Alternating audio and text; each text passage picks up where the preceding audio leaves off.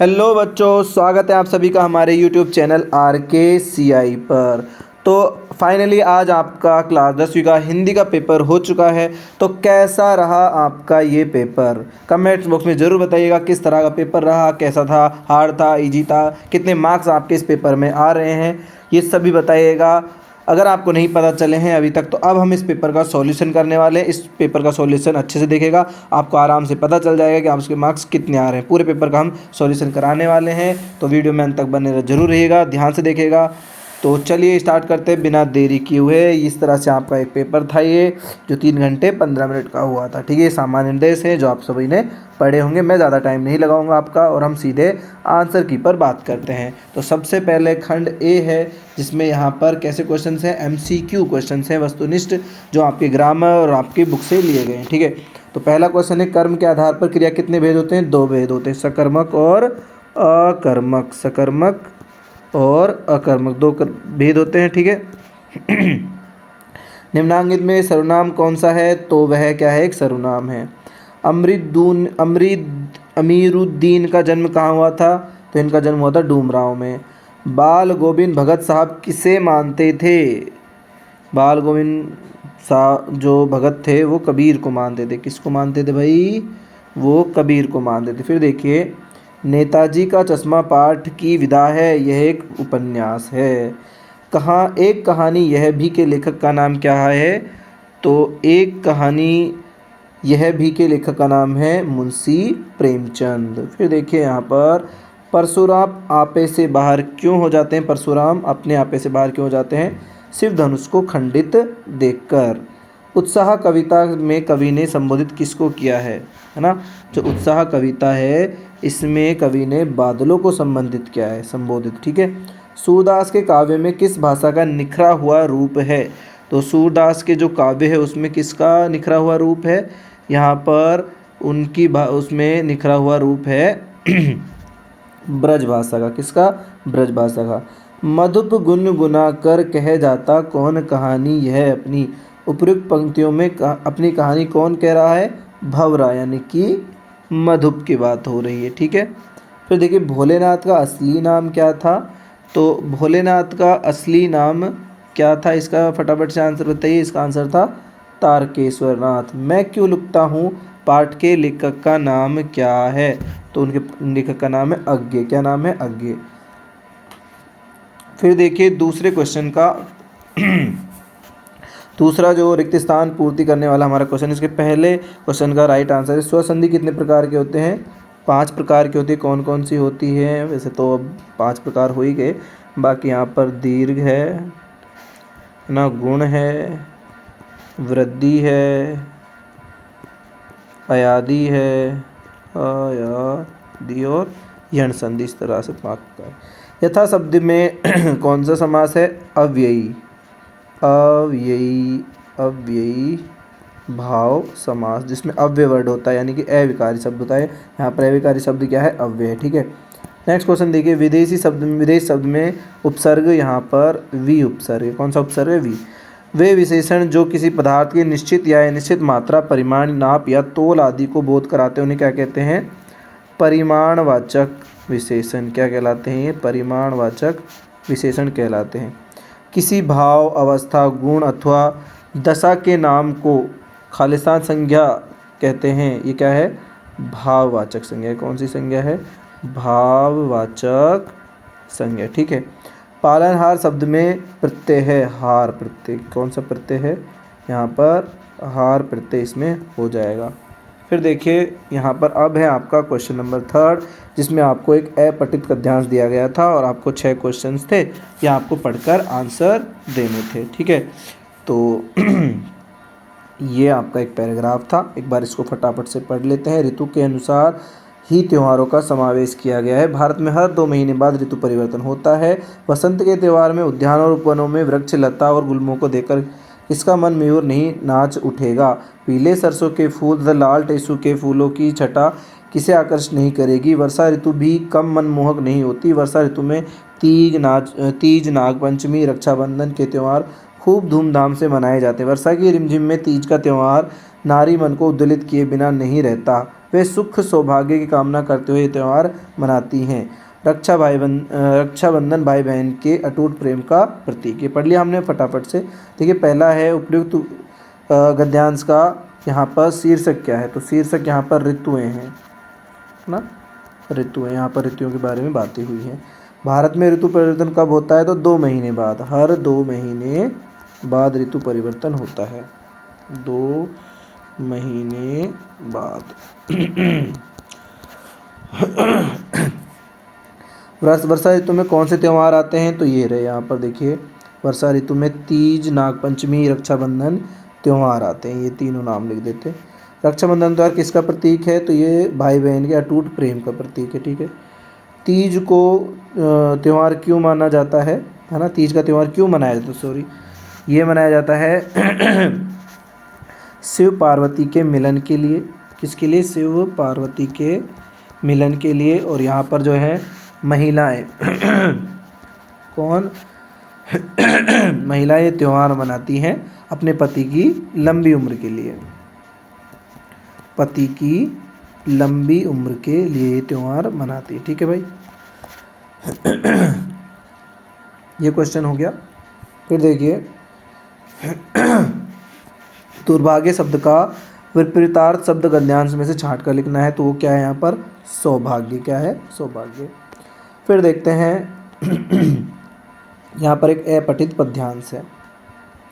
तोड़ो तोड़ो तोड़ो ये पत्थर ये चट्टाने, ये झूठे बंधन तोड़ टूटे तो धरती को हम जाने, सुनते हैं मिट्टी में रस जिससे उगती धूप है, अपने मन के मैदानों पर व्यापी कैसी ये ऊब है, आधे आधे गाने। यहाँ पर क्या है, उपयुक्त गद्यांश का उचित शीर्षक क्या है, यहाँ पर बंधनों को तोड़ना है। किसको तोड़ना है, बंधनों को, बंधनों को तोड़ना, बंधन तोड़ना, सीधी सी बात ये है, बंधन तोड़ना, ये हो जाएगा। ठीक है शीर्षक। तो कवि क्या तोड़ने की बात कहता है, तो वो बंधन तोड़ने की बात कहता है, पुराने जो बंधन हैं, पुराने विचार हैं, विचारधारा है। कवि पत्थर और चट्टानों को तोड़ने की बात क्यों कह रहा है, ये इसलिए कह रहा है कि जो पुरानी चीज़ें हैं, है ना, पुरानी और जो न्याय संगत नहीं है, जो विचार हैं, परंपराएं हैं, उनको तोड़ो। जैसे हम क्या करते हैं, खेत को जोतते हैं, तो खेत का जोतने के बाद उससे अच्छी फसलें होती हैं, उसी तरह से अपने पुराने विचारों को, परंपराओं जो कि न्याय संगत नहीं है, उनको तोड़ने की बात हुई है। अपने मन के मैदानों पर क्या व्याप्त है, ऊब। क्या व्याप्त है, ऊब, मतलब उसकी जब तक जुताई नहीं होगी तब तक वो ऊब रहेगी, किसी काम की नहीं। धरती को हम कब जानेंगे, धरती को हम, देखो यहाँ पर, धरती को हम कब जानेंगे, अब हम जानेंगे, सुनते हैं मिट्टी रस में जिससे उगती धूप, मतलब हम कब जानेंगे, जब धरती की क्या करेंगे, खुदाई करेंगे, खुदाई करेंगे, उससे फसलें बोएंगे तो समझ में आएगा। रेखांकित पंक्तियों का आज से स्पष्ट कीजिए। यहाँ पर एक रेखांकित है, ये रही रेखांकित पंक्ति। ठीक है। ये है रेखांकित पंक्ति। इसमें सुनते हैं मिट्टी में रस है जिससे उगती धूप है, तो मिट्टी जो है हमारी धरती माता, वो हमें बहुत कुछ देती है ना, जिससे फल फ्रूट मिलते हैं, तो इसका से आप ये लिख सकते हो। ठीक है। फिर है यहाँ पर आपका खंड ब, ये राइटिंग वाला है, 40 शब्दों में आपको लिखना था। काशी में संगीत आयोजन की एक प्राचीन, एक अद्भुत परंपरा है। परंपरा कौन सी है, नौबत खाने में बाद पाठ के आधार पर स्पष्ट कीजिए। ठीक है। मनु भंडारी को ने अपनी माँ को धरती से ज़्यादा धैर्यवान और सहनशील क्यों कहा है, एक कहानी, यह भी पाठ के आधार पर। संगतकार कविता की मूल संवेदना लिखिए। उत्साह कविता में निराला ने बादल को किसका प्रतीक माना है। भोलेनाथ को खाना खिलाने के लिए मैया क्या क्या उपक्रम करती है, माता का आंचल, पाठ के आधार पर बताइए। आज्ञा के अनुसार अनुभव और अनुभूति में क्या अंतर है, मैं क्यों लिखता हूँ, पाठ के आधार पर बताइए। श्री गणेश करना, मुहावरे का अर्थ, कुछ भी शुभ करना हो तो उसका मतलब श्री गणेश करना है। ठीक है। फिर यहाँ पर अब आपके पठित गद्यांश से, मतलब आपकी बुक से आया है। देखिए ये चश्मा वाला जो है, गांधी जी का चश्मा, सॉरी गांधी जी का चश्मा नहीं है, अम्बेडकर जी का चश्मा है ना, उनका है ये। तो हालदार साहब को बात कुछ समझ में आई। एक चश्मे वाला है जिसका नाम कैप्टन है, उसे नेताजी की बगैर चश्मा वाली, तो नेताजी सुभाष चंद्र बोस वाला है ना। ठीक है। चश्मे वाली मूर्ति बुरी लगती है बल्कि आहत करती है। मानो चश्मे के बगैर नेताजी को असुविधा हो रही, इसलिए वह अपनी छोटी सी दुकान में उपलब्ध गिने चुने फ्रेमों में एक नेताजी की मूर्ति पर फिट कर देता है। लेकिन जब कोई ग्राहक आता है और उसे वैसे ही फ्रेम की दरकार होती है तो जैसा मूर्ति पर लगा है, तो कैप्टन चश्मे वाला मूर्ति पर लगा फ्रेम संभवतः नेताजी से क्षमा मांगते हुए लाकर ग्राहक को दे देता है और बाद में नेताजी को दूसरा फ्रेम लौटा देता है। चश्मे वाले का नाम क्या है? तो चश्मे वाले का नाम है कैप्टन। क्या नाम है? कैप्टन। ये लिख रहा। फिर देखिए चश्मे वाले को क्या चीज़ बुरी लगती थी कि वो नेताजी की बगैर चश्मे वाली मूर्ति बुरी लगती थी। क्या लगती थी? बगैर चश्मे वाली मूर्ति। नेताजी की असुविधा को कैप्टन ने किस प्रकार दूर किया? वो क्या करता था, उसके पास जो गिने चुने फ्रेम थे, अपनी छोटी सी दुकान में जितने गिने चुने फ्रेम थे वो नेताजी की मूर्ति पर फिट कर देता था। चश्मे वाला मूर्ति पर लगा फ्रेम क्यों उतारता था? जब ग्राहक को वो जो फ्रेम है वो पसंद आ जाता था, इस कारण वो क्या करता था, नेताजी क्षमा मांगते हुए उसे हटा देता था। अगर आपने ये नहीं किया तो ये क्या होगा? जिस व्यक्ति की बुद्धि ने अथवा उसके विवेक ने किसी भी नए तथ्य का दर्शन किया है वह व्यक्ति ही वास्तविक संस्कृत व्यक्ति है, और उसकी संतान जिसे अपने पूर्वज से वह वस्तु अनायास ही प्राप्त हो गई वह अपने पूर्वज की भांति सभ्य भले ही बन जाए, संस्कृत नहीं कहला सकता। एक आधुनिक उदाहरण ले, न्यूटन ने गुरुत्वाकर्षण के सिद्धांत का आविष्कार किया, वह संस्कृत मानव था। आज के युग का भौतिक विज्ञान का विद्यार्थी न्यूटन के गुरुत्वाकर्षण से तो परिचित है, लेकिन उसके साथ उससे और भी अनेक बातों ज्ञान जिनसे न्यूटन शायद अपरिचित रहा। तो वास्तविक संस्कृत व्यक्ति कौन है? तो जो व्यक्ति अपनी बुद्धि और विवेक से किसी भी नए तथ्य का दर्शन करे, वो क्या है? वास्तविक संस्कृत व्यक्ति है। संस्कृत व्यक्ति की संतान क्या नहीं कहला सकती? जो संस्कृत व्यक्ति जो संतान है वो संस्कृत नहीं कहला सकती। ठीक है। न्यूटन ने किसका आविष्कार किया था? तो उन्होंने गुरुत्वाकर्षण का आविष्कार किया। किसका आविष्कार किया? गुरुत्वाकर्षण का। भौतिक ज्ञान का व्यक्ति किससे परिचित है? देखिए भौतिक ज्ञान व्यक्ति न्यूटन के गुरुत्वाकर्षण से तो परिचित है ना, तो ये इससे परिचित है और भी चीज़ों से परिचित है जिससे न्यूटन परिचित नहीं था। फिर है यहाँ पर पठित पद्यांश है। नाथ शंभु धनु वंजनिहारा होई केहू एक दास तुम्हारा, आये सु कह कहिए किन मोही, सुनी रिसाई बोले मुनि कोही, सेवक सु जो करे सेवकाई, अरी करनी करी करई लड़ाई, सुने हो राम जही शिव धन तोरा, सहस बाहु सम सो रिपु मोरा, है ना। तो देखिए ये कौन सा है? ये राम लक्ष्मण परशुराम संवाद है ना, ये उसका है परशुराम संवाद जो कविता है या पद्यांश है उससे लिया गया है। तो यहाँ पर लिखा भी है पद्यांश के पाठ का नाम बताइए, तो राम लक्ष्मण परशुराम यहाँ पर क्या है? संवाद है। ठीक है। सेवा का कार्य क्या है? सेवा का कार्य सेवा करना। क्या है? सेवा करना। ठीक है। शिव धनुष तोड़ने वाले को परशुराम किसके समान बताया है? सहस बाहु के समान। किसके बाहु के समान? सहस बाहु मतलब 100 बाहुओं के समान। सहस बाहु यानी कि 100, सहस्त्र का मतलब है यहाँ पर 100, है ना।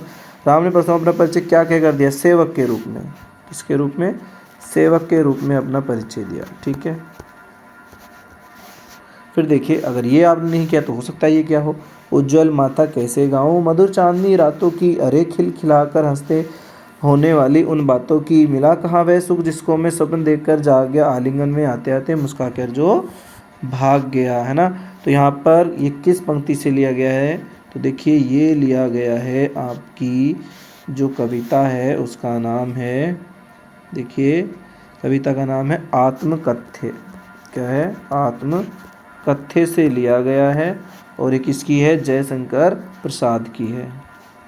जयशंकर प्रसाद की कविता है। ठीक है। कवि क्या गाने में उज्ज्वल गाथा, कौन सी गाथा? उज्ज्वल। कवि क्यों जाग गया? क्योंकि वो क्या खिलखिलाकर हंसने वाले, मिला कहाँ से जिसका मैं स्वप्न देखकर जाग गया, मतलब वो कुछ चाहता था जिसका स्वप्न देखता था, लेकिन क्योंकि उसे वास्तव में नहीं है तो वो जाग जाता है। कवि को क्या नहीं मिला? सुख नहीं मिला, है ना। क्या नहीं मिला? सुख नहीं मिला। ठीक है। फिर देखिए अब इसके बाद आपके क्वेश्चन थे, बाल गोविंद भगत की मृत्यु कैसे हुई? आपको बताना था। है ना। या फिर ये कर सकते थे आप, लेखक के सेकंड क्लास के डिब्बे में चढ़ने पर पहले से वहाँ बैठे नवाब साहब पर क्या प्रतिक्रिया हुई। लखनवी अंदाज। हमारे हरी हारिल की लकड़ी, कौप्य ने हरी को हारिल की लकड़ी क्यों कहा। दंतुरित मुस्कान कविता का सारांश। मंगलेश डबराल अथवा सूर्यकांत त्रिपाठी नाटक कृतित्व के बारे में लिखिए। यतीन्द्र मिश्र अथवा भदंत आनंद कौशल्यान के कृतित्व का परिचय दीजिए। खंड दे। खेदुम के किलोमीटर पर एरिया के बारे में जितेन ने लिखा को क्या बताया। साना साना हाथ जोड़ी पाठ के आधार पर बताइए। या फिर ये कर लीजिए, एक अर्थ में मैं स्वयं हिरोशिमा के विस्फोट का भुगता बना। मैं क्यों लिखता हूँ पाठ के आधार पर बताओ। यहाँ पर आपको कोई एक विषय पर 3 शब्दों में क्या लिखना है, निबंध लिखना है। विद्यार्थी जीवन में अनुशासन का महत्व। स्वतंत्रता के 70 वर्ष क्या खोया क्या पाया।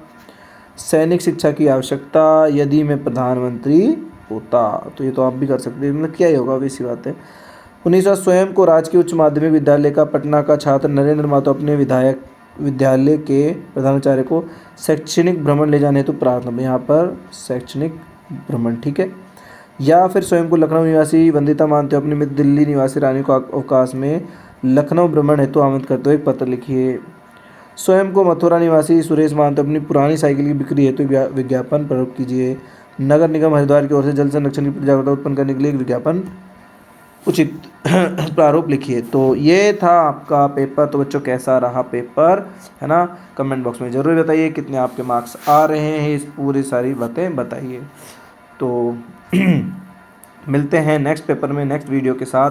तब तक के लिए जय हिंद, वंदे मातरम और भारत माता की जय।